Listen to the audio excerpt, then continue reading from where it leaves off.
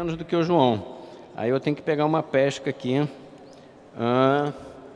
Então, o Rodrigo é engenheiro eletricista, coisa que eu não sabia, já trabalho com ele aqui há 1 ano e meio, 2 anos, formado pela Escola Federal de Engenharia de Itajubá, já morei ali pertinho, com MBA pela FEA USP, e com extensões em Harvard e George Washington University. E o Rodrigo, ele é o principal gestor da Google for Education na América Latina. E tem sido um super parceiro aí nesse trabalho que a gente vem fazendo e que vocês vêm acompanhando, particularmente aí nos últimos tempos, pelo curso de formação que está acontecendo. Então, Rodrigo, por favor, Rodrigo vem falar para a gente sobre inovação nas escolas da América Latina.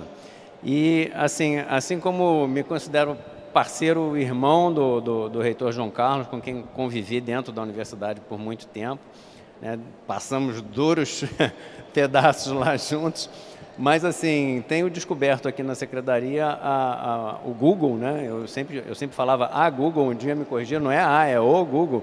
Epa, agora deixa eu corrigir aqui.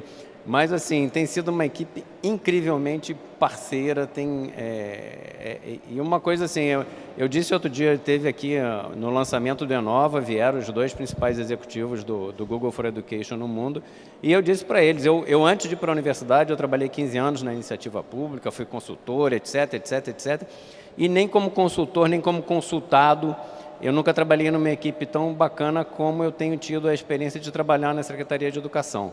Não só o pessoal da Secretaria, o pessoal da Google, o pessoal da UFBA está aqui, a professora Márcia Rangel, né? Está faltando aqui a Cláudia, né, do Instituto Paramitas, a gente precisa falar nela também, mas mais tarde, amanhã, ela vai estar aqui fazendo também um painel numa conferência, mas a conferência é de Rodrigo, não é minha. A bola é sua, meu amigo. Obrigado, Quintela. Boa tarde, pessoal. Tudo bem? Tudo jóia? Quem já ouviu falar de Google aí? Quem já usou o Google essa semana pelo menos uma vez? Nos últimos 3 dias? Levante a mão, por favor. Na última hora, quem já usou? A experiência é boa, pessoal? Funciona direitinho? Ajuda? Então, deixa eu contar para vocês uma história para abrir aqui a nossa conversa. A primeira vez que eu trouxe esse cara que esteve aqui na Bahia, mais ou menos 1 mês atrás, o Bram, que é o diretor mundial de Google for Education. A primeira vez que eu trouxe ele aqui no Brasil, eu tinha mais ou menos uns 4 meses de Google, eu estou há 3 anos na empresa, aliás, né? Eu trouxe o cara aqui, levei ele para o Nordeste, fomos conhecer uma escola pública, né? E fomos lá super bem recebidos, foi aqui no Nordeste, fizeram danças típicas, foi muito legal, um negócio que ele não esquece até hoje. E o que eu não esqueço até hoje, foi no primeiro momento, quando a gente chegou dentro da escola pública, tinha lá 3 meninos, 2 meninos e uma menina, cada um deles com um papelzinho na mão, com a pergunta para o Bram, para a pessoa lá do Google. Em inglês, bonitinhos, eles prepararam uma pergunta, tal. A primeira pergunta que saiu foi a seguinte: o Google acha que vai acabar a escola?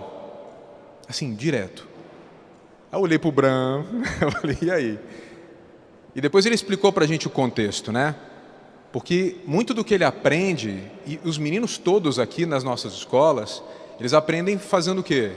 Vendo YouTube, vendo aplicativos. Quer aprender a cozinhar um prato? Tem lá no YouTube. Quer aprender a surfar, andar de skate e tal? Tá tudo lá, né? E a resposta do Bran naquele momento, e a nossa sempre vai ser a mesma e não vai mudar, é que a escola jamais vai acabar. O papel do professor é chave, é fundamental. Porém, esse papel precisa mudar. Porque antes você só tinha poucas fontes de informação, né? A gente, quando a gente foi para a escola, quando a gente queria fazer uma pesquisa, a gente ia para a Barça, para a biblioteca, para Mirador. A gente tinha que pegar essa fonte em algum lugar. Hoje em dia tem milhões de fontes distintas.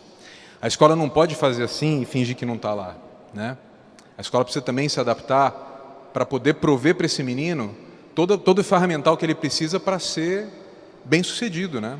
Que o nosso objetivo aqui, eu queria saber se vocês concordam comigo, o objetivo é o sucesso dos meninos, não é isso? Dos meninos que estão nas nossas escolas, correto? Esse é o objetivo principal de toda e qualquer instituição de educação, de universidade até o jardim de infância. A gente quer que os meninos sejam bem-sucedidos, certo? Então, com isso, a gente vai falar de inovação da escola? Sim. Mas esse tema de inovação é um tema muito rico, aqui na América Latina como um todo, no Brasil, todo mundo, e toda universidade, toda escola, enfim, escola privada, todo mundo quer ser reconhecido como inovador, certo? Estou certo ou estou errado? Todo mundo quer ter aquela, eu sou inovador, tenho tablet, tenho não sei o que lá. Todo mundo tem essa fome, certo? Vamos dar um passo para trás, eu vou convidar vocês a conhecerem um pouquinho do que é a cultura de inovação que a gente tem lá no Google. Então, vou contar para vocês um pouquinho de como a gente pensa, tem uns doidão lá que pensam as coisas diferentes. Eu queria compartilhar com vocês e depois a gente traduzir isso para o mundo da escola, tá bom? Vamos nessa? Então, primeiro ver se o meu clicker está funcionando, que é o primeiro desafio do dia. Aí, funciona. Cultura de inovação no Google. Aqui, a gente tem a história lá do Vale do Silício, né? Tem muita essa coisa no imaginário das pessoas que, e é verdade, que muitas das empresas que hoje são grandonas começaram dentro de uma garagem. E aqui eu apresento para vocês as garagens.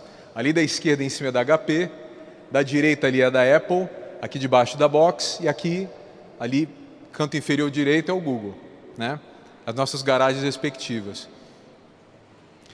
Google em 2017 passou a ser, praticamente aí 20 anos depois, é uma empresa de 85 mil pessoas, 100 escritórios em 50 países, fatura 100 bilhões, cresce 20 e tanto, 30% por ano, cresce pra caramba, então é um negócio muito saudável. Graças a Deus a coisa segue bem.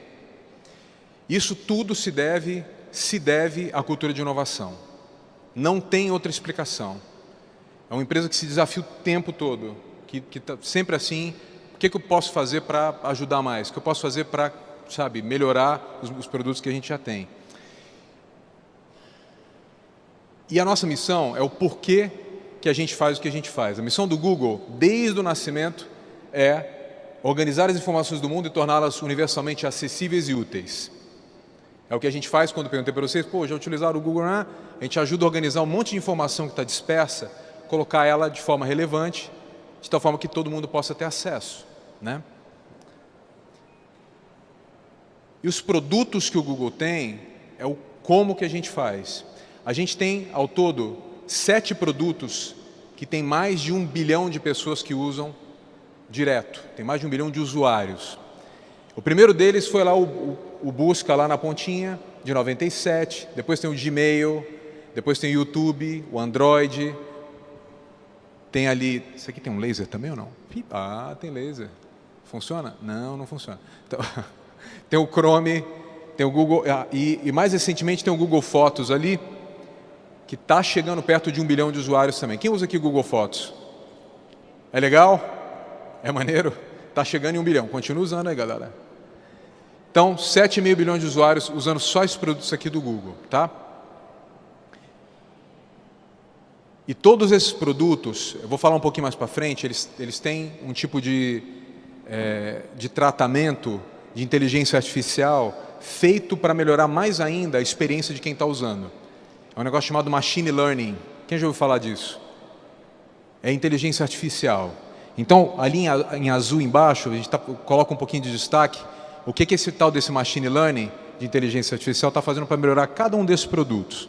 Então, você pega, por exemplo, ali, no Gmail, ali a segunda caixinha, ele dá algumas sugestões de respostas já pré-prontas, se você quiser utilizar. Quem já viu isso? Você clica embaixo, ele dá uma respostinha lá para você poder usar.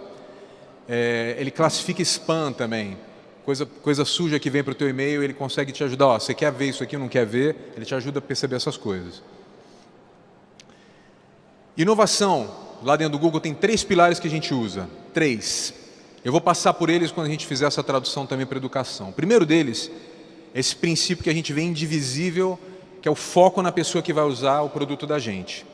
É o foco no usuário, tá? Que se resume em 3 coisas. O ponto de partida são as necessidades de quem vai usar. Não as necessidades que o cara da engenharia quer fazer, o que a gente acha bonito. Tem que ser coisas que a turma vai efetivamente usar, certo? Segundo, a gente sacrifica o resultado de curto prazo por valor para esse usuário. Lá no Google a gente deixa de lançar produto se a gente percebe que ainda não está bom como tem que estar para favorecer quem vai usar. Então Então a gente segura e ó, não é o momento ainda, vamos lançar daqui a pouco. E tem que passar nesse teste da escova de dente. O teste da escova de dente significa o seguinte, tem que ser usado pelo menos uma vez por dia por mais de 1 bilhão de pessoas. Então o produto é bom, que a gente olha lá, pô, esse é bom, se ele tem chance de ser usado por pelo menos, uma vez por dia por 1 bilhão de pessoas, que é o caso daqueles produtos que a gente viu ali. Então passa no teste da escova de dente. Aqui tem um slide que eu acho muito legal, vou traduzir para vocês.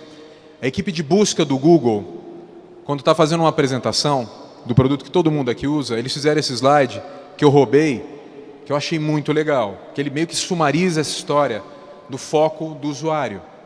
Ali ele está dizendo o seguinte, se o usuário não consegue soletrar, o problema é nosso, o problema é nosso do Google. Se o usuário não sabe fazer uma pergunta, o problema também é nosso. Se o usuário não sabe que palavras usar, problema nosso. Se ele não consegue falar a língua em que ele está querendo se expressar, problema também é nosso.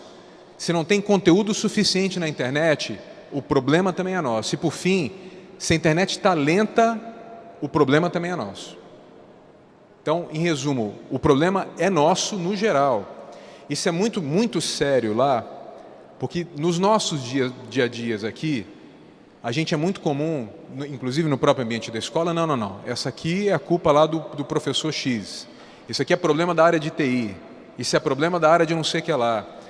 Se o impacto da qualidade do ensino, se o nosso objetivo é o estudante e ele está sendo impactado, o problema é nosso. Vamos resolver. Então, para você criar a cultura de inovação, da forma como a gente enxerga lá dentro do Google, você tem que ser dono da questão. Se não é você que vai fazer a programação lá, vai caçar quem é o cara que vai programar. Vai achar esse cara. Porque o problema é seu. E aqui, por exemplo, aqui, isso é um restaurante que tem lá no Vale do Silício, chama Fuki Sushi. Um pouco da experiência, quando a gente entra lá na busca do Google, né? Você começa a escreve errado, ele já traz um montão de sugestões. Você está procurando Fuki Sushi? Já tem a fotinha, tem comentários lá das pessoas. Então, um clique, a ideia é que você já não precise mudar muito ou sair muito dali. Você já tem bastante contexto para sair para onde você precisa ir, certo? Porque o problema é nosso. Segundo ponto, segundo pilar ali, as ideias. Como é que você pode criar ideias que vão estimular essa cultura de inovação? Aqui tem um negócio muito legal que é o seguinte, a gente sim, lá no Google, a gente pensa, pô, eu prefiro um carro a um cavalo, porque o carro vai ser mais rápido. Nem sempre vai ser carro que a gente vai ter que usar, às vezes tem que ser o cavalo mesmo, mas a gente prefere uma forma mais assim, disruptiva e de pensar diferente do que você pensar só no sempre fizeram desse jeito, eu vou fazer desse mesmo jeito também. Segundo ponto, vou explicar daqui a pouco. Lente de contato e agulha, já eu passo por essa. Guardem essa daí, tá? Lente de contato e agulha. E pensar pequeno limita a tua possibilidade. Por quê? O mesmo esforço que você leva para pensar incremental, ou seja, vou melhorar um pouquinho isso daqui, é o mesmo esforço que leva para você pensar grande. Você mudar, de repente, um processo todinho e redesenhar. A execução, vamos lá, é diferente, né? Você mudar, transformar, o negócio é mais complicado. Mas o esforço de pensar grande é o mesmo. Então, pensa grande. Pensa grande. Certo? Então, na história das ideias, na cultura da inovação, é importante você ter essas ideias que são loucas mesmo. E vamos entrar um pouco mais no detalhe aqui dessa história. A gente chama isso lá no Google de moonshot, é como se fosse o tiro na lua. O tiro na lua é um negócio difícil, mas ele passa por 3 formas da gente pensar lá, quando a gente vai escolher um problema para atacar. Tem que ser um problema grande, tem que ser uma solução relativamente radical, ou seja, ela tem que estar fora do padrão, e tem que ser uma tecnologia inexistente, e a interseção desses 3 pontos é que a gente chama de 10 vezes, é pensar 10 vezes. É você pensar coisas, por exemplo, carrinho que não tem ninguém dirigindo, né? O carro que se dirige sozinho. Lembra que eu comentei da tal da lente de contato lá, que a gente prefere lente de contato à agulha? Isso é uma parceria do Google com a Novartis, na criação de uma lente de contato que detecta a taxa de açúcar do sangue, para evitar você ficar tomando agulhado o tempo todo, se você, por exemplo, é diabético, né? Isso já detecta rápido e você tem já bem mais rápido o que você precisa fazer, se precisa tomar alguma ação. E o Google faz parte de uma road chamada Alphabet. Então fiz aqui uma brincadeira com o alfabeto de missões, que é o seguinte: essas 3 empresas que eu estou mencionando aqui, o Google sendo uma delas, a missão ali embaixo é organizar as informações do mundo. A Waymo, essa empresa que foi criada também pela Alphabet para fazer o carrinho sem motorista, que tem a missão de tornar segura e fácil a mobilidade de pessoas e objetos. E a Verily, que é essa empresa que faz a lente de contato, tornar os dados de saúde do mundo úteis de forma que as pessoas possam ter vidas mais saudáveis. Então tudo começa com essa missão que, de certa forma, preenche uma história muito doida, muito maluca, e de ideias que são super grandes, né? Que demoram às vezes anos para a gente chegar lá.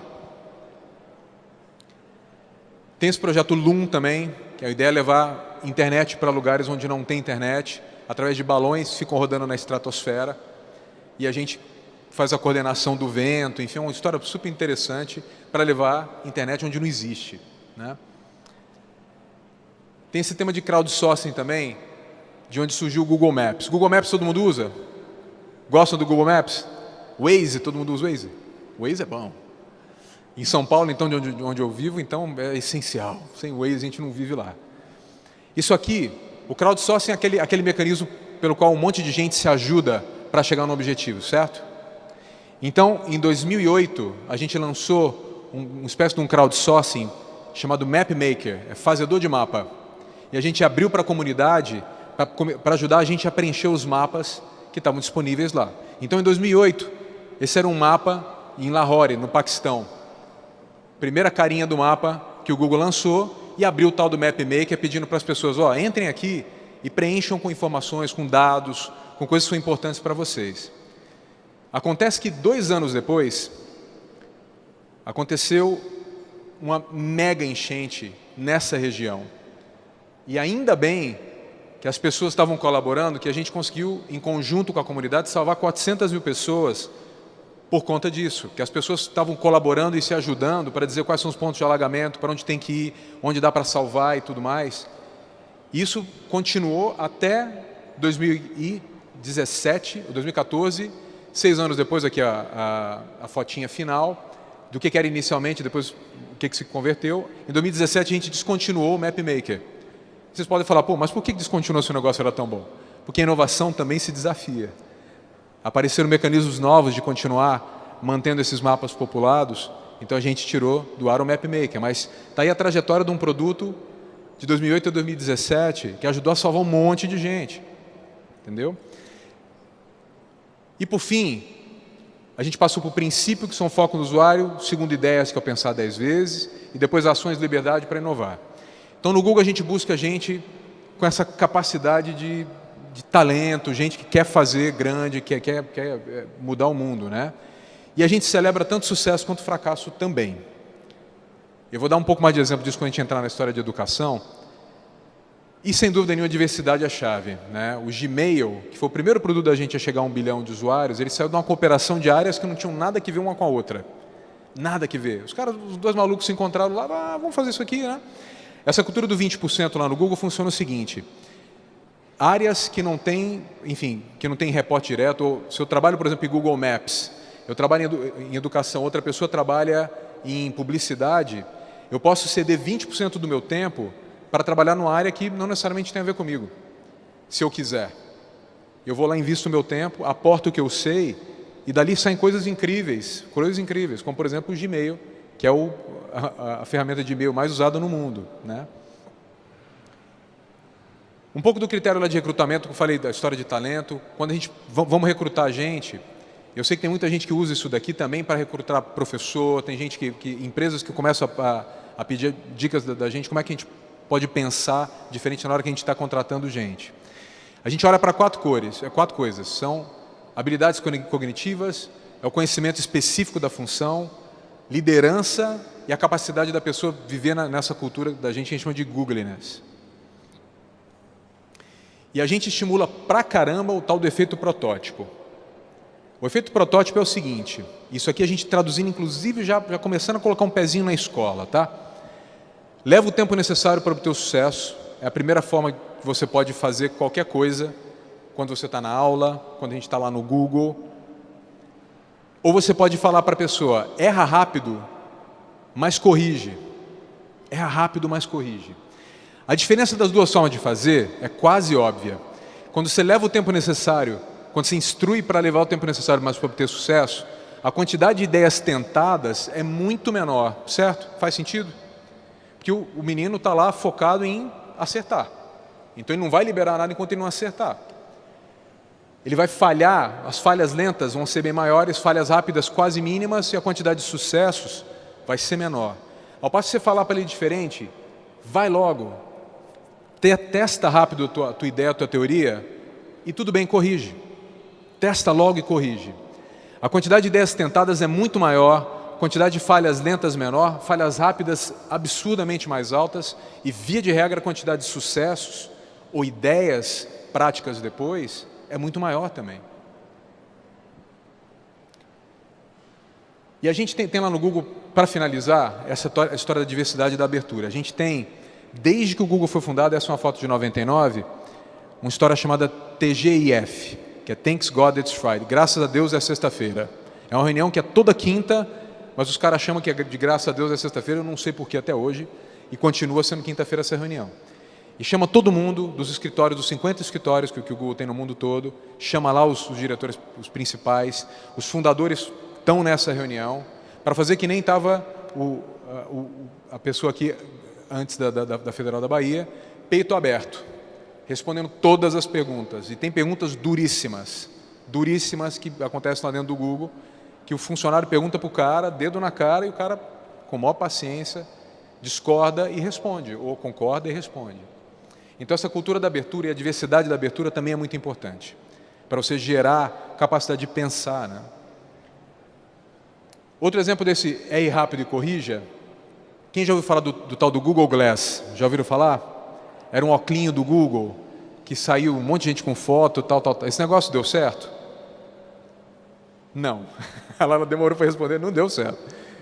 Vocês lembram dele? Todo mundo fala que o Google agora tem um óculinho, que é o computador, não rolou. Mas, e a premissa foi a seguinte, ó, a moçada um dia vai usar um telefone no rosto. Mas não rolou. Então, por outro lado, o processo de criação, isso aqui demorou meses, pessoal. Se olhar ali na esquerda, o primeiro protótipo era um celular mesmo, colado com fita adesiva em cima de um óculos, né? Bem mambembe mesmo. Depois o negócio foi começando a melhorar, viram uma plaquinha de circuito impresso, foi. Aliás, o primeiro protótipo do Google Glass, na verdade, era um notebook que ficava nas costas de um cara com uma mochila, cheio de fio, era horroroso. Mas, de novo, você não pode matar a criatividade aí. Tenta, mas tenta rápido. Erra, mas erra rápido. E depois você corrige. Então, todo esse processo maluco até chegar naquele belíssimo óculos ali que ninguém usou. Mas o Google Glass foi inspiração para um monte de produto e gerou um monte de patente para o próprio Google para fazer outros produtos.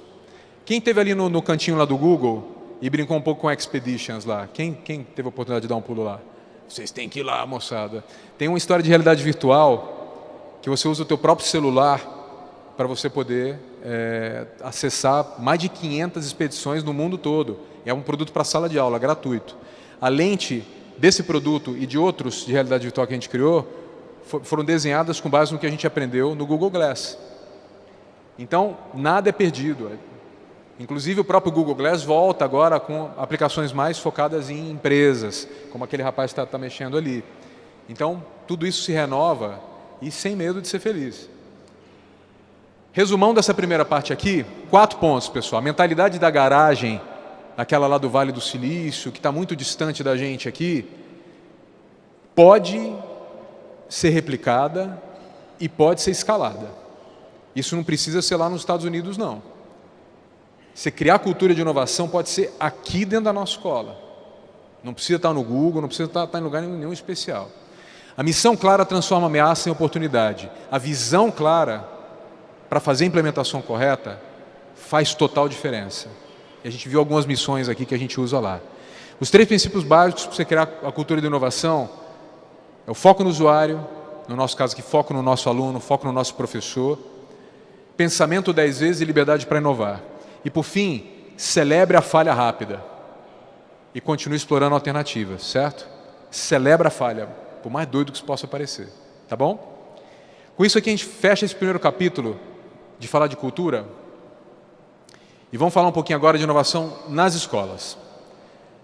Eu sou representante aqui do Google for Education na América Latina, é uma divisão do Google que foi criada há mais ou menos uns 9 anos, 8, 9 anos. O Google tem 20 anos agora, vai fazer 20 anos esse ano. E a gente mais ou menos uns 9, 10 anos atrás pensando, pô, precisamos pensar alguma coisa diferente para a sala de aula. E qual foi a premissa básica?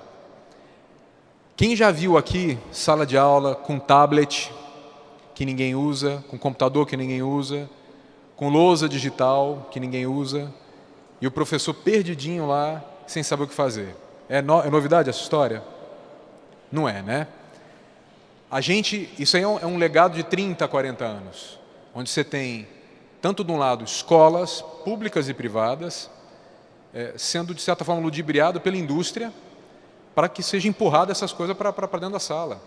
Então, educação se converteu num negócio bilionário, onde você tem um monte de gente que finge que usa e um monte de gente que finge que o negócio é interessante. Então a gente falou, precisamos mudar isso aí. É um negócio daqueles que a gente viu lá atrás 10 vezes, certo? É um negócio 10x, é um negócio grande. Transformar a dinâmica da sala de aula, não só com tecnologia, mas através da tecnologia, com o apoio dos professores, é um baita desafio. Então a gente entrou nessa. Como é que a gente pode pensar esse bicho diferente?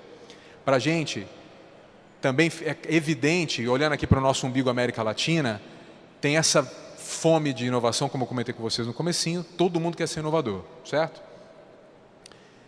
E a gente está nessa, coloquei até em espanhol ali de propósito, para criar os inovadores do futuro, os cientistas do futuro, os doutores. Esse é o nosso papel, né? Porque o mercado em volta da escola está muito diferente. Não estou dizendo que a gente não vai ter mais engenheiro, que nem eu, que o Quintela constatou, a gente não vai ter mais médico, nada disso, isso vai continuar tendo. Mas a gente trabalha com uma estatística real que 60% das profissões que os meninos vão trabalhar não existem. Os meninos que estão hoje nos bancos escolares. Seja vão estar trabalhando numa startup, trabalhando em coisas que não existem. Meu trabalho não existia 3 anos atrás. Então, tudo isso está muito dinâmico e a gente tem essa obrigação de transformar essa turma para encaixá-los no que o futuro vai trazer. Então, assim, outro ponto importante, por que a gente necessita uma mudança profunda na educação? Não só porque tem empregos que estão começando a ser criados agora que ainda não existem, certo? A escola precisa se adaptar. Do nosso lado aqui na América Latina, no Brasil, no México, na Argentina, aqui a gente tem uma estatística que é ultra pesada. Esse dado aqui eu apresentei para 30 estados, dos 32 estados do México semana passada, que é ultra triste e eu garanto que aqui no Brasil é muito semelhante. 80% é a quantidade de meninos que entre 1999 e 2016 abandonaram o ciclo escolar. Desde do kindergarten, desde o jardim de infância até a universidade. 80% dos meninos ficaram pelo meio do caminho. É uma média de 2,2 meninos no México por minuto que abandonaram as escolas. E aqui no Brasil a gente não tem muita diferença não. Então, isso é lá no México. A gente tem que mudar essa dinâmica da sala, e existem obviamente vários fatores para isso, mas o fato é que isso está acontecendo agora, e a gente deixa de trazer possibilidade de crescimento para esses meninos se a gente continua vivendo com essa estatística. Então, comentário de um professor de uma universidade lá do México, muito legal. O custo de não mudar implica em não poder competir à altura com o resto do mundo. Se a gente não muda isso, os nossos meninos aqui da Bahia, os nossos meninos do Brasil como um todo, não vão conseguir competir. E, por consequência, o Brasil também não cresce. Então, a gente tem que mudar essa realidade. De acordo? Todo mundo concorda? Certo? A gente, então, para entrar mais a fundo no tema, a gente fez 2 pesquisas com a The Economist Intelligence Unit. A gente fez 2 pesquisas, uma em 2015, onde a gente perguntou para as empresas o que as empresas esperam quando elas saem para contratar. Quais são as características dos meninos que eles vão buscar nas universidades? O que eles esperam desse funcionário, né? Foi a primeira pergunta. E depois, ano passado, a gente fez uma pergunta para professores 1.600 professores do mundo todo. A gente perguntou para eles como é que eles fazem, ou se é possível estimular essas características dentro da sala de aula. A resposta para a primeira pergunta, que foi para presidentes de empresas, o que o mundo quer dos nossos... A gente perguntou para eles, olha, você presidente de empresa, o que você vai buscar quando você vai contratar uma pessoa? Primeiro ponto que os presidentes de empresas comentaram com a gente foi o seguinte: a gente quer gente para resolver problema. Resolver problema. Não trazer problema, mas resolver problema. Trabalhar em equipe, segundo ponto, chave. Tem que saber colaborar para chegar na resposta, certo? Comunicação e pensamento crítico. Agora deixa eu trazer um exemplo dentro da sala de aula para vocês aqui. Quem aqui é professor? Professores, certo? Muito bem. Vamos supor que um aluno teu, você está lá, no momento está dando uma prova, tá? Dando uma prova, bonitinho, deu uma hora lá para os meninos trabalharem. Estão lá, daqui a pouco chega o Joãozinho lá, entrega a prova dele. Professor, ó, é o que eu sabia fazer, está aqui, estudei, entreguei. Certo? Tem alguma novidade aí? Nada. Vamos supor um segundo cenário, que chegam 3 alunos teus. 3. O Joãozinho, a Mariazinha e o Zezinho. Os 3 com uma prova só. Então, professora, a gente se juntou e resolvemos uma prova com o melhor que a gente sabia. Eu peguei o Joãozinho porque ele era bom em álgebra, eu peguei a Mariazinha porque era bom em, enfim, trigonometria, a gente se juntou aqui, fez e entregou para você. Qual seria a sua reação, professor, professora? Cada um fazendo... E prova individual, e 0, e não sei o que, e puxada de orelha, certo? Vamos tirar esse exemplo, por outro lado, da sala de aula e vamos colocar ele dentro de uma empresa. A empresa quer que o Joãozinho, a Mariazinha e o Zezinho colaborem para chegar no problema. A empresa quer, o mercado de trabalho quer isso. E a gente precisa estimular isso a acontecer. E não punir esse tipo de atitude. Obviamente, foi um exemplo aqui exagerado, extrapolando um pouquinho, mas a sala de aula precisa se adaptar à realidade que está sendo cobrada lá de fora. Certo? Então, isso aqui já é resultado da segunda pesquisa, quando a gente foi perguntar para os professores. Professores, dá para a gente estimular essas coisas como pensamento crítico, colaboração e tal, dentro da sala de aula? É possível? 82% dos professores falaram que creem que a tecnologia é uma ferramenta valiosa para apoiar a habilidade demandada pelo... Apoiar. Não é ferramenta que vai fazer essa coisa acontecer, não. Vai ajudar. Certo? Os professores também comentaram que, obviamente, eles têm que ser envolvidos no processo, têm que participar, têm que ser treinados para entender o que se espera deles. Mas 82% acham que a tecnologia pode ajudar. E 77% dizem que os alunos participam mais quando se incorpora a tecnologia à dinâmica da sala, e não o contrário. O que eu quero dizer aqui? Ficou bem evidente nessa pesquisa que a tecnologia tem que se adaptar à sala, e não o contrário. Não é a sala que tem que se adaptar à tecnologia, pelo amor de Deus. Isso não vai funcionar, como não tem funcionado. Certo? Então, tecnologia é diferente de sucesso estudantil. Eu estou falando aqui, eu, Google, que sou empresa de tecnologia. Se alguém vier vender essa história para vocês, que não sei o que, tal, não é. A tecnologia apoia boas práticas, bons processos. Se você não tem um bom plano de execução ou de implementação, não vai dar certo. Certo? A gente acredita também que tecnologia, isso é o fundamental. Quando a gente fala do foco no usuário, quando a gente pensou e pensa tecnologia em educação, tecnologia tem que apoiar princípios de aprendizagem. A gente fez um trabalho com a Universidade de Colômbia para chegar a essas conclusões também. São 4 princípios que a gente pensou quando criou e continua criando os produtos da gente. O primeiro deles aqui é personalizado e mensurável, colaborativo e diverso, baseado em projeto e autogestionável e autêntico e experimental. E para trazer um pouquinho de exemplo de cada um desses pilares aqui, que são os princípios de aprendizagem, o primeiro deles, personalizado e mensurável, queria trazer o exemplo aqui da casa, do estado da Bahia. A gente tem talvez um dos projetos mais legais que a gente está fazendo aqui, em âmbito da América Latina, e não é porque é o Google, a gente começou esse projeto há 2 anos, Quintela lembra bem, 2 anos. A gente não anunciou absolutamente nada em 2 anos, nada. A gente lançou um piloto em 20 escolas do estado. A gente aprendeu junto com os professores, a gente treinou os professores com profundidade. no uso da tecnologia, nas práticas que eles usam na sala de aula, e não ao contrário. E a partir dali a gente mediu o impacto da colaboração, mediu o impacto de encantamento dos professores, e aí a gente chegou à conclusão, vamos escalar? Bora. E aí a gente, um mês atrás, aí a gente começou a anunciar, depois de 2 anos de projeto. Então, o personalizado e mensurável, o legal desse projeto, o governo está, entre outras coisas, outras ferramentas do Google, está usando uma ferramenta que a gente chama de Chromebook. Fizeram uma aquisição mais pesada, vai chegar a 14 mil Chromebooks até o final do ano. E é uma ferramenta feita para a sala de aula. A diferença desse computador é que ele é feito para lidar na sala de aula. Bom, sabe o que é modo avião? Sabe o que é modo avião? Quando você entra no avião, você clica num botãozinho aqui no seu celular e você não consegue mais acessar nada. Com o Chromebook você consegue fazer um módulo sala de aula. Então você consegue individualizar por série, por sala, por menino se quiser, o que ele vai poder acessar, o que ele precisa ver, que coisa que ele precisa ter em termos de informação. E além disso, enfim, é super barato, o equipamento mais barato que tem no mercado, você abre, menos de 10 segundos ele já funciona, não tem antivírus, não precisa de antivírus, não precisa de nada. E ele é feito para ser compartilhado. Lembra a história que a gente está falando dos 3 meninos fazendo prova junto? O Chromebook é feito para você vai lá, agarra o seu Chromebook, acessa teu usuário e senha, tem a tua sessão todinha ali. Fechou, colocou de volta, outro menino pega, é a história dele ali naquele momento. Compartilhado, para uso compartilhado.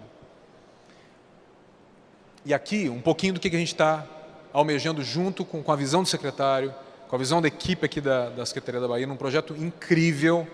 A gente vai chegar a 540 escolas até a metade desse ano, comecinho do ano que vem. A gente vai ter 1 milhão de contas G Suite, que são as contas de todos os apps do Google, que aliás é tudo gratuito. 14 mil Chromebooks para 540 escolas, 1.000 professores vão estar certificados em ferramentas Google nível 1, que é um recorde assim, animal para a América Latina. A gente vai colocar 1.000 professores com certificação Google, que é muito legal, significa que essa turma vai fazer um rock and roll na sala de aula. Vai ser super legal. A gente já tem 23 mil professores treinados em como usar as ferramentas e tal. Mas certificação top, aliás, convido todos vocês. Quem quiser ser certificado nível 1, Quintela, pode falar para procurar você ou não? Para ter certificação nível 1, a gente vai chegar até 1.000. Então, estamos nesse processo já. Segundo princípio. Claro. Só para não deixar o desafio dele sem resposta, nas 20 primeiras escolas nós fizemos 130 certificados. Para o conjunto das escolas a gente fazer 1.000 é moleza. Boa. Desafio, truco 6. Colaborativo e diverso é o princípio número 2, certo? Aprendizagem é um processo colaborativo e social. Aqui a gente tem o exemplo da UNIT, Universidade de Tiradentes, que está fazendo um trabalho super legal, já há algum tempo com a gente também, de mudar toda a dinâmica de sala, e aí não olhando para ensino médio, como é o caso aqui da Secretaria do Estado, mas olhando para a universidade, né? Então a gente tem aqui colaborativo, não tem nada mais colaborativo que essas ferramentas aqui. Quem conhece Gmail, vocês já conhecem, Drive, os Docs, a gente tem todo uma suite, uns apps que são super conhecidos por todos. A diferença é que esses daqui são para a sala de aula. São contas específicas da Secretaria da Educação que vocês vão ter acesso. Nessas contas não tem publicidade, não tem nada de... Aliás, o Drive é infinito para a escola, para professor, para aluno, infinito. Você pode guardar o que você quiser, o tanto que você quiser nas contas corporativas aqui do G Suite for Education. E tem algumas ferramentas, aquela primeira aqui da esquerda no cantinho, que chama Classroom. Quem que conhece o Google Classroom? Google Sala de Aula. Opa! Tá bonito. Legal. O Google Classroom é o seguinte, ele não faz mais do que 6, 7 coisas, certo? Não faz mais do que 6, 7 coisas. Que é o professor mandar uma tarefa para o aluno, receber a resposta daquele aluno, o professor cria grupo. Quer falar, professora? Que mais? Facilita muito, porque corrige e a gente se organiza no tempo, é muito bom. É isso, é simplificar, tem que simplificar a vida de vocês. Adaptar a sua dinâmica, não o contrário. Então o Classroom está nessa pegada também. E a gente tem aqui uns exemplos de sala de aula nosso aqui neste evento. Então não percam a oportunidade de ir lá conhecer, para quem não conhece, o que a gente está fazendo. E a gente tem aqui também a honra de ter o secretário executivo do Estado do Amazonas com a gente aqui, que a gente vai acelerar agora forte, o que a gente já começou a fazer com eles faz um tempinho. Em termos de colaboração, em termos de inclusão, não vai ter nada talvez mais radical do que esse projeto. Que, de novo, cada projeto que a gente abraça para fazer em conjunto é um projeto diferente. A Bahia é diferente do Sergipe, que é diferente do Espírito Santo, que é diferente do Amazonas. No Amazonas, eu tive a oportunidade de levar minha equipe todinha lá, uns 2 anos atrás, e a gente foi em Manacapuru. É uma escola no meio do mato. Ali naquela escola, e como várias outras no Amazonas, tem meninos que demoram 4 horas de barco para ir até a escola, eles assistem a aula, voltam 4 horas para casa e vão caçar para comer. É outra realidade muito doida. E você, pô, mas o que isso tem a ver com tecnologia?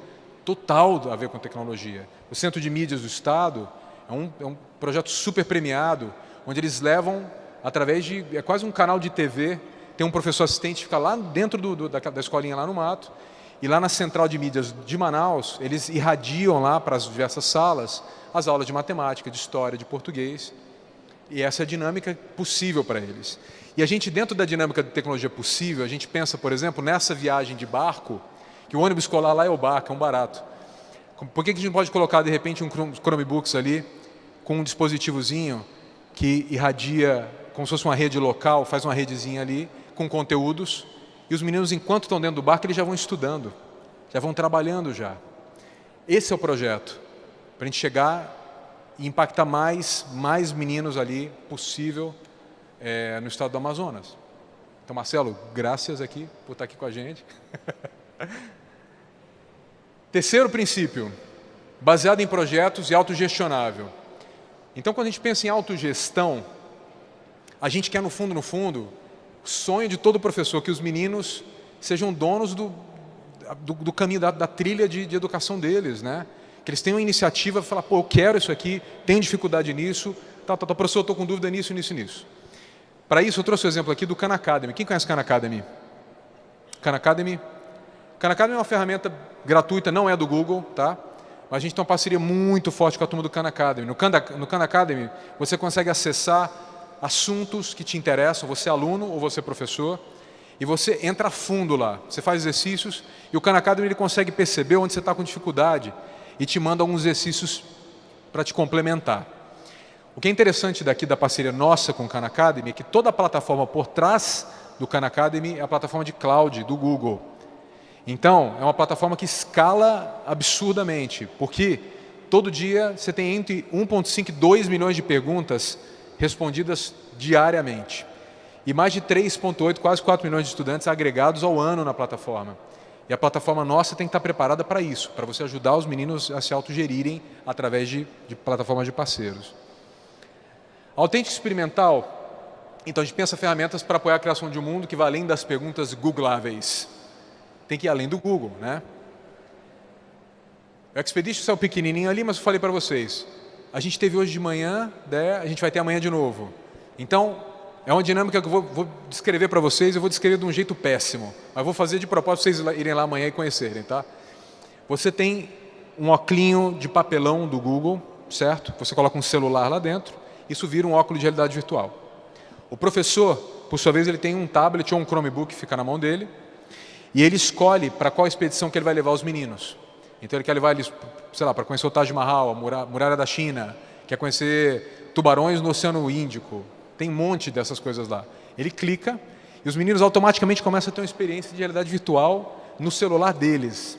E é uma loucura, porque o professor pode colar isso com a dinâmica de sala que ele está fazendo. Ele pode interromper a qualquer momento. Vamos parar agora, volta para cá. Vamos agora ver tal outra coisa. Então, fiquem atentos que vai ter demonstração de Expeditions amanhã.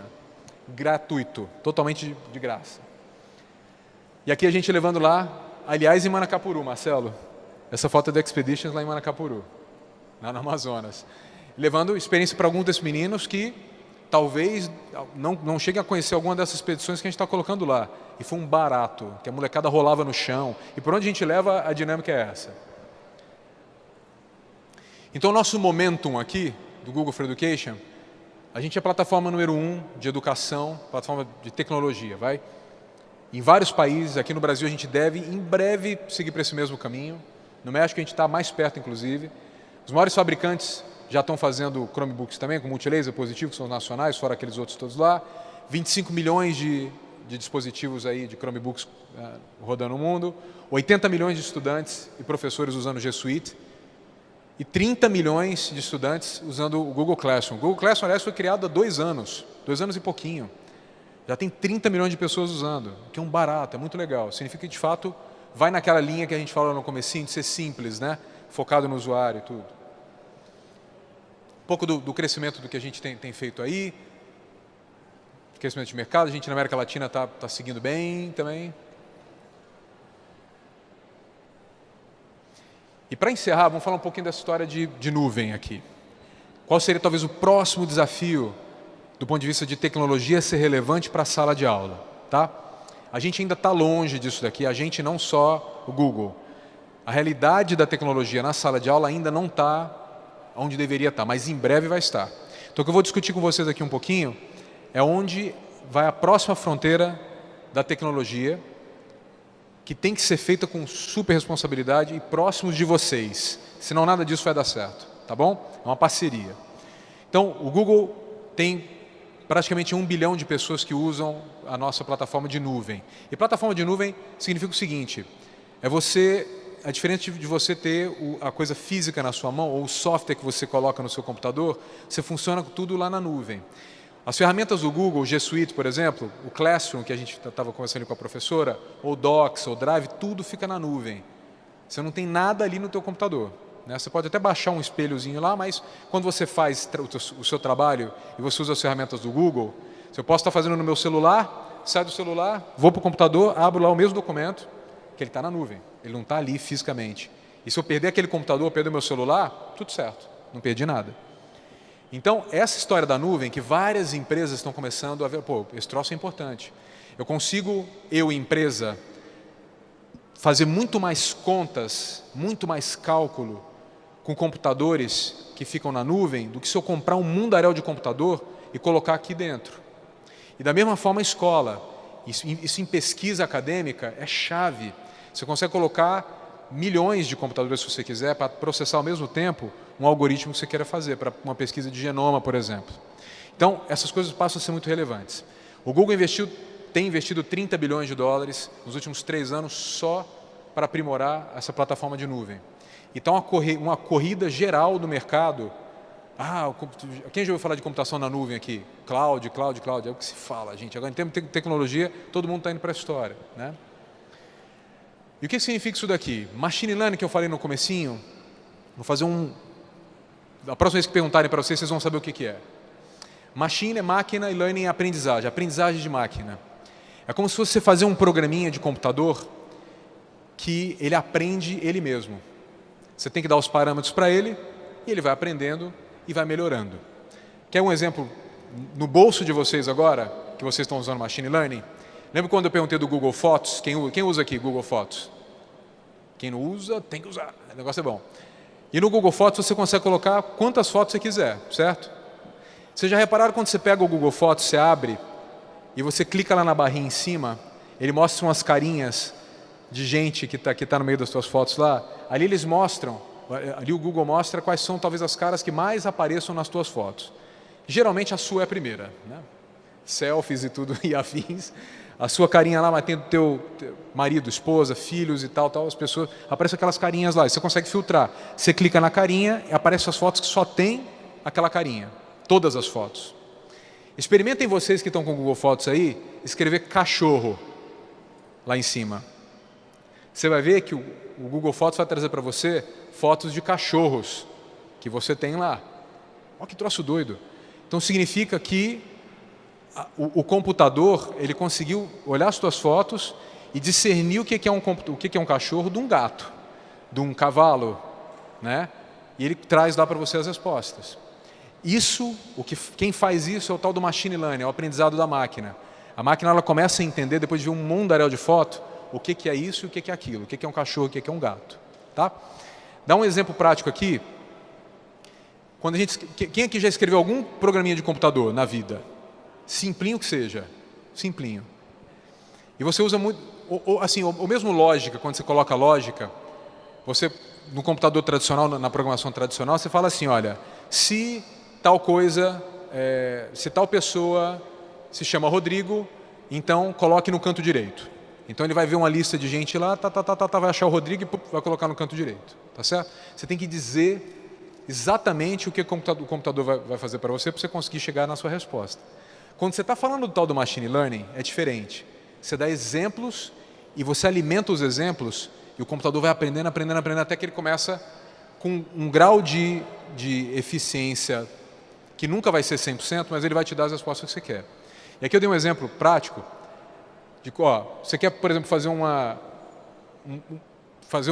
algoritmozinho, fazer um programinha para evitar spam, ou para evitar chegar e-mail de sujeira na caixa postal da tua escola, por exemplo. Se você quiser usar a regra tradicional, você coloca assim, se o e-mail contiver a palavra arma, você classifica como spam, e você não deixa o menino ver. Achou o cachorro ali, no Google Fotos. Só que aí você tem que fazer uma lista para tudo, gente. Se o e-mail contiver a palavra sexo, por exemplo, considera como spam. Se o e-mail tiver a palavra Viagra, que seja, spam, você tem que fazer uma por uma, e você vai acabar errando, certo? Porque a máquina não vai saber discernir se de repente o cara ele escrever diferente, ele escrever arma com 2 R só para passar no teu filtro, vai acabar passando. A diferença quando você fala do machine learning, você coloca, obviamente ali não é uma linha de código, mas é mais ou menos assim que você instrui o computador a fazer. Você vai tentar achar alguns e-mails, depois você vai mudar a tua forma de percepção para reduzir os erros e depois você vai repetir. É bem legal o negócio. E ele vai fazendo esse cálculo e vai chegando lá. Até a gente chegar a produtos, como por exemplo o Google Translate, que você já tem aí, que vocês podem fazer esse teste. Você pode, no Google Translate, se você está num país maluco lá, coloca no app do Google Translate e coloca num cardápio em inglês, ou em chinês, ou em japonês, ele vai traduzir para você na lata, usando machine learning.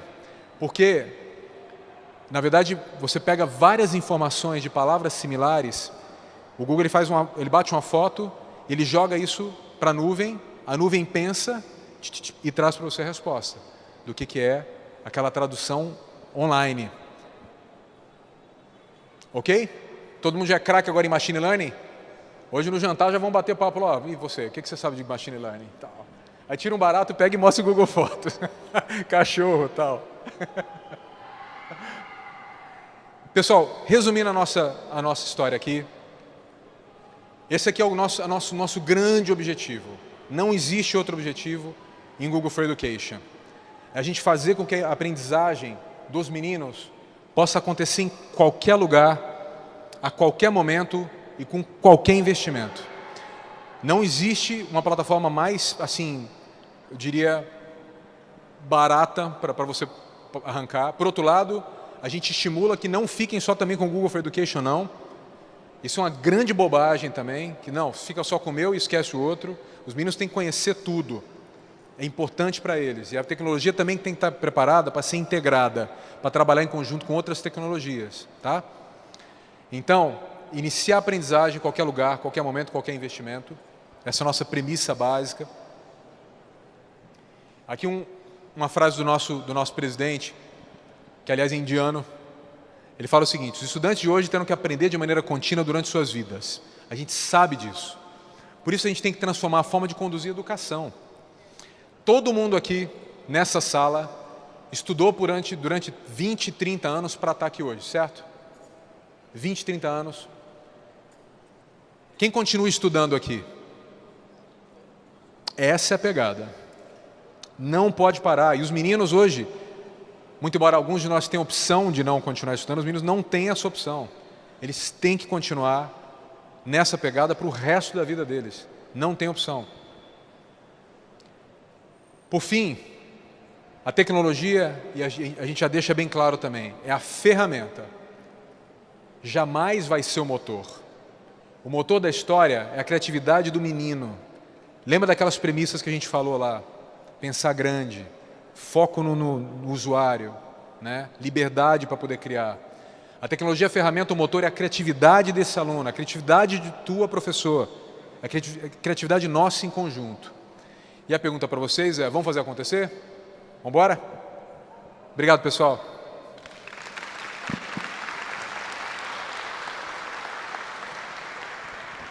Obrigado, Rodrigo. Está em cima da hora da gente começar a próxima conferência, mas vamos fazer algumas perguntinhas rápidas aqui, 5 minutinhos. Quem se inscreve? Aqui. Pode ser? Claro. Deixa eu levantar. Boa tarde. Boa tarde. Meu nome é Raulino Júnior, sou professor do Colégio Estadual Mário Augusto Teixeira de Freitas, aqui em Salvador. Legal. E quando você mostrou ali alguns produtos do Google, você falou do YouTube, do Google Fotos, enfim, do Chrome, e eu senti falta do Blogger, que é uma plataforma do Google que permite a criação de blogs. E o blog pode ser um instrumento, né, pedagógico dentro da sala de aula, e ele é muito eficaz para quem trabalha com isso. Eu gostaria de saber qual a importância do Blogger para o Google hoje. Olha, não só blog, mas tem ferramentas como Keep, por exemplo, que a gente está demonstrando aqui, tem muita coisa legal. Okay. Ali a gente só estava mostrando aquelas que já tem mais de 1 bilhão de pessoas usando. Mas é super legal, para a molecada poder se comunicar sabe, e se posicionar, é super importante. E o mais legal da coisa é o seguinte, não existe uma única forma de fazer, não existe um conjunto que a gente recomenda. Isso é uma grande bobagem. Faça a sua dinâmica, professores, que vocês achem interessante, com as ferramentas que vocês acham que agregam para vocês. O mais legal da coisa é quando a gente começa a ser comunidade de professores, a gente tem aqui já os GGs, né? Grupo de Educadores Google. Eu sei que a Cláudia Chip, ela está estimulando essa história aqui também. Quando você tem essas comunidades de professores, o mais legal é que você começa a trocar ideias. De gente que usa blog, gente que usa Keep, gente que usa Calendar, ou que usa Hangouts, e que a coisa vai muito legal, tá? Então, obrigado pelo toque. Boa tarde. Eu me chamo Adilson e sou professor de História da rede estadual lá no interior, na cidade de Heliópolis. E sou mestrando em ensino de História. E no meu mestrado, até um comentário, não é nem uma pergunta que eu vou fazer, escolhi justamente a ferramenta Google Sala de Aula para desenvolver a pesquisa, tentando compreender que contribuições essa ferramenta pode oferecer para o ensino de História. Não, a gente já teve um comentário alguns anos atrás sobre, aliás, foi no Amazonas, inclusive, sobre como é que a gente poderia, de repente, imaginar que o mundo é uma grande sala de aula, que a gente pudesse compartilhar as salas de aula da gente, os conteúdos que já estão sistematizados e que funcionam, por exemplo, na sala aqui do professor, com outros professores também. A gente ainda vai chegar lá, né? Assim, o Google Sala de Aula, assim como todas as plataformas do Google, a gente não tem conteúdo, a gente não tem metodologia, não tem a pedagogia. Quem tem isso são vocês. Vocês são os craques nessa história. Então a ferramenta vai ser tão boa quanto, obviamente, a gente puder ensiná-los a usar e quanto de conteúdo você colocar lá para dentro e também quanto você conseguir compartilhar para enriquecer aquela tua história. Lembrando do meu exemplo dos 3 meninos fazendo a prova em conjunto, né? Eu garanto para você que a tua sala vai ficar mais rica se você compartilhar mais também com outros, ou mestrandos, ou outros professores também têm o conhecimento que você precisa. A ferramenta está aí, professor. E obrigado pelo toque. Conta com a gente aí. Mais alguma pergunta?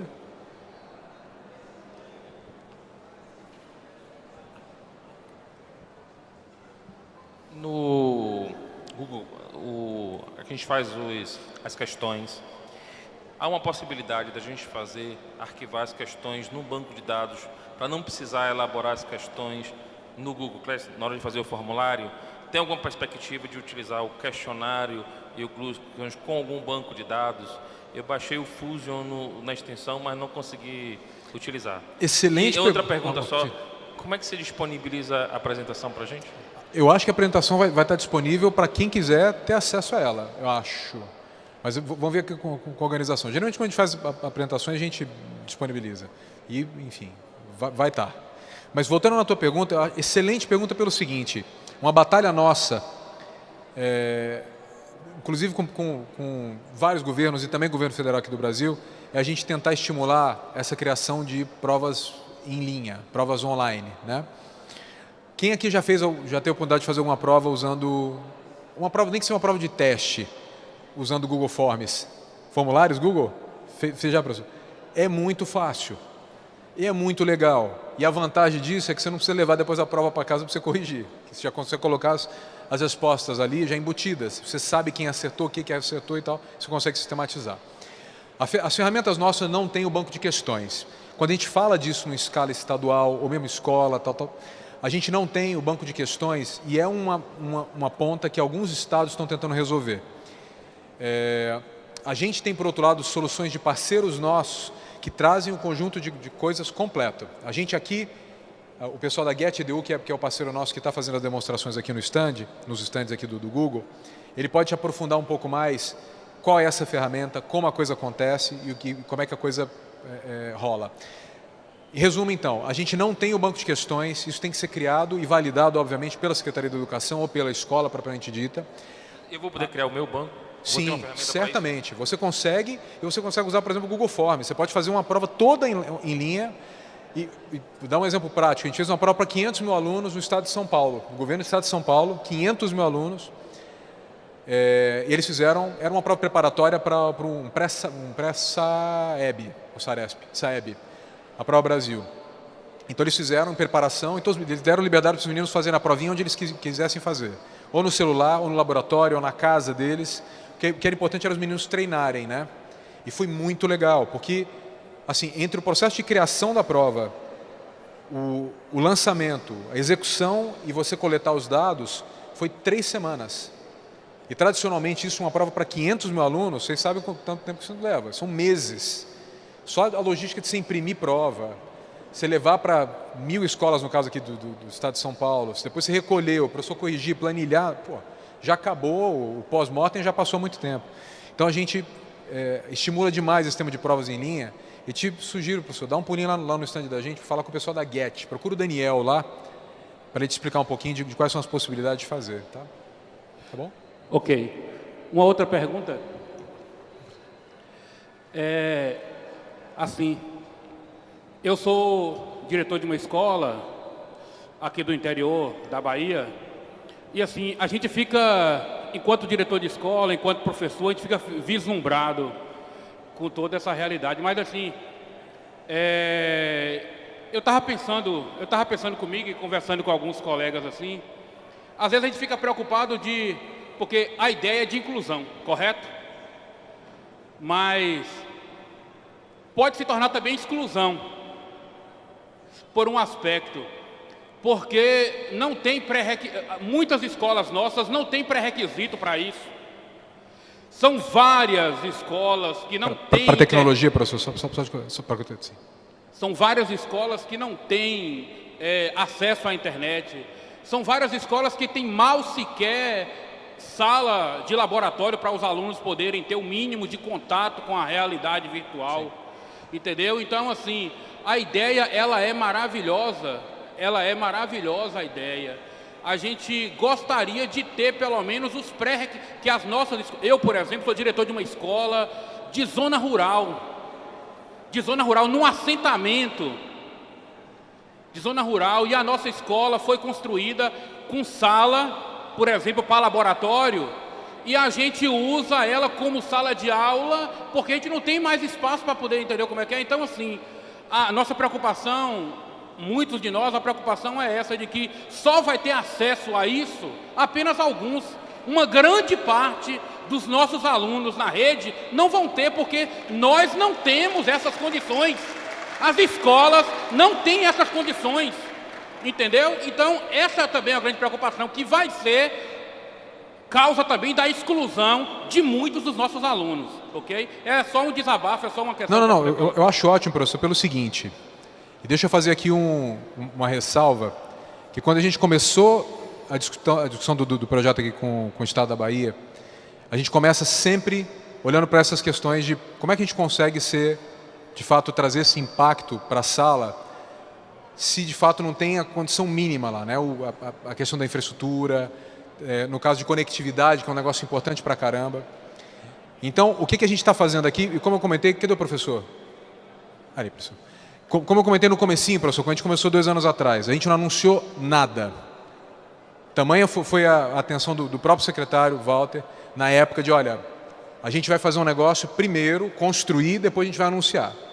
E assim a gente fez. O projeto que a gente está fazendo com o Estado, ele é faseado.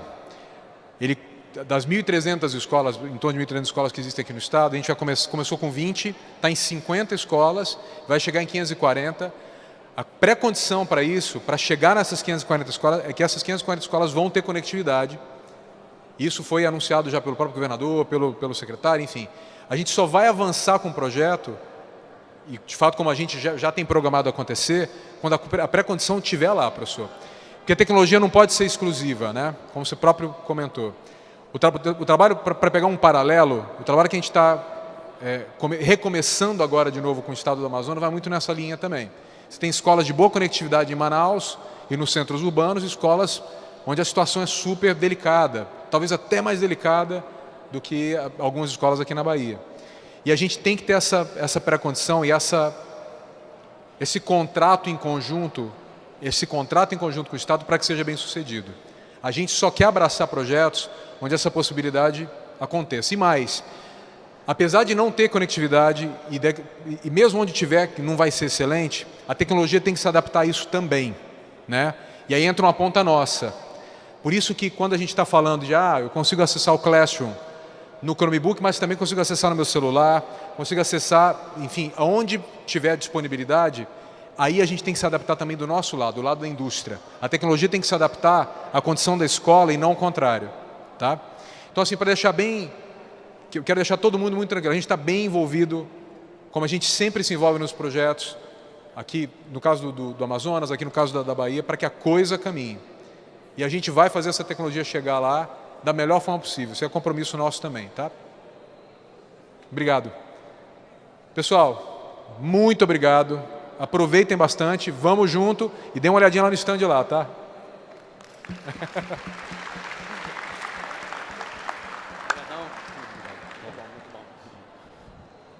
Obrigado a todos.